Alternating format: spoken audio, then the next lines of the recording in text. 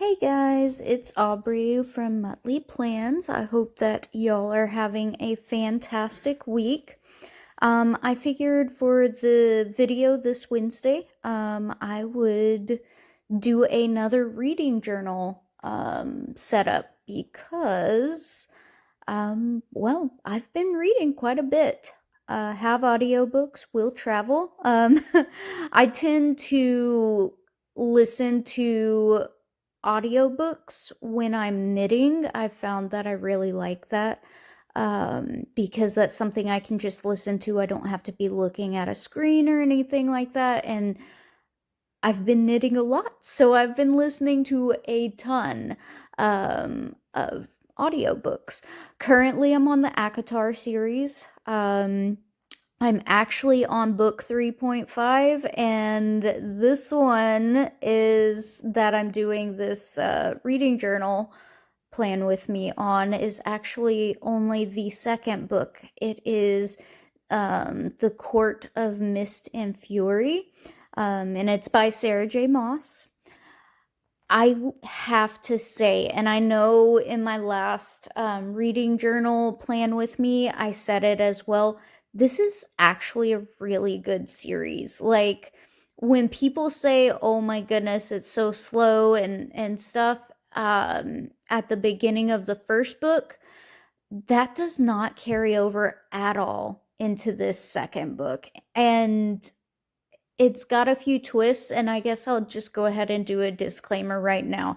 If you don't want spoilers, probably stop watching right now because I don't know how to talk about this book without giving you spoilers.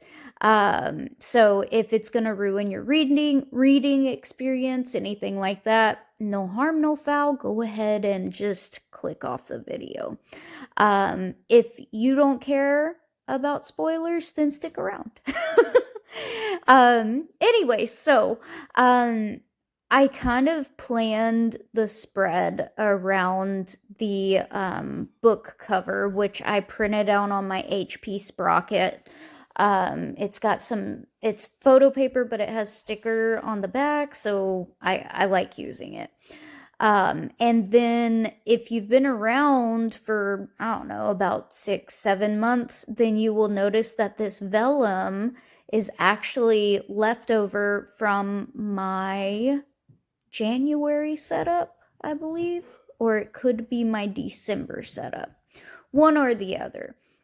And I just went ahead and I saved the pieces of vellum that I don't use. And this just happened to go quite well with the book cover. I felt like it had, the perfect blues and grays and kind of that dark stuff going on, if you will. I will say this book is definitely not for the faint of heart. um, but I definitely think it's a really good read. It's a very good read. Oh, and then I realized that I completely messed up and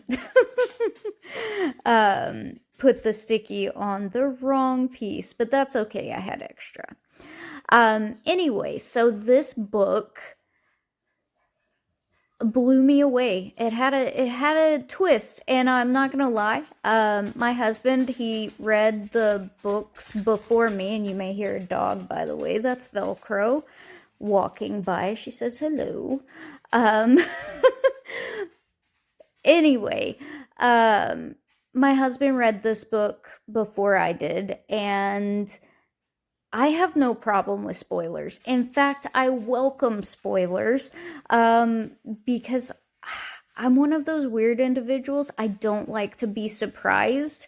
Um, and just because you tell me the ending doesn't mean that I won't read it. Like when I was younger, I actually used to, when I was choosing a book from the library, flip to the very back page and read the ending before I would, check it out. I'm just that type of person. Anyway, so I kind of knew going in that there was going to be a little bit of a switch up on who Farah, the lead character, winds up with. And one second, Velcro, get up here. Life is lifing. Anyway, um, so I knew there was going to be a switch up, and so I was prepared for it. And truthfully, after the first like less than a quarter of the book, I was so ready for the switch up. Like Tamlin in the first book, he seemed like a decent, solid guy. He just had like a lot going on, you know? And kind of like a tortured soul type situation. In the second book, like I get where he's coming from and how he treated Farah, but it was out of a place of fear, and he didn't want to lose her, and he didn't want to see her die, all of that. I totally get it. However, that is no excuse to try and cage somebody. And obviously, he didn't throw her in a cage or anything, but how he treated her in sheltering her, or attempting to, just like restricted her growth in a way. And I did not appreciate that, because that is absolutely not a healthy relationship. and and so it was kind of a breath of fresh air when Reese came in, and then you get to see this beautiful romance fall into place. And something, as I was reading this second book, something I realized that I didn't catch on to in the first book was how lacking the development of Farah's relationship with Tamlin really was. Like, their love was more of a we were thrown together situation, and he just wasn't really being real with her, because he was trying to be the perfect guy that she's gonna fall in love with and all of that. And but then when Reese came into the picture as the new love interest, right? Um it was just so real. He didn't shelter her. That's one thing also that I appreciated in this book. Like, it was blatantly obvious that Farah was dealing a ton with PTSD. And I mean, um it was just a theme throughout the book, and especially at the beginning. And instead of like trying to help her through that, um Tamlin, who also, to be fair, was dealing with his own situations, chose to ignore that. And his response was just to shelter her more and ignore the problem. Whereas when Reese came on to the scene, he actually did things to help her through that PTSD.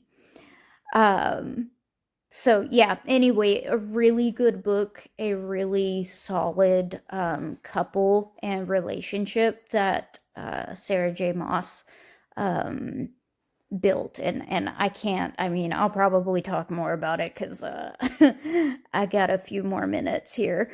But anyway, yeah, so it was a really good book. And I mean, that's why I wrote out, because how well it was written, like the switch in love interests and everything like that was just yes. Yes. And so that's why I wrote, like, I mean, I know it was coming, but dang, because it was just perfect and it was smooth, the transition. Um the pen that I am using, well, that I was using and will bring out again, that fountain pen is my Natami. It's clear and rose gold. And the ink that I'm using is a Sailor, no, sorry, Pilot Iroshizuku ink. I believe it's a discontinued one. Sorry, guys.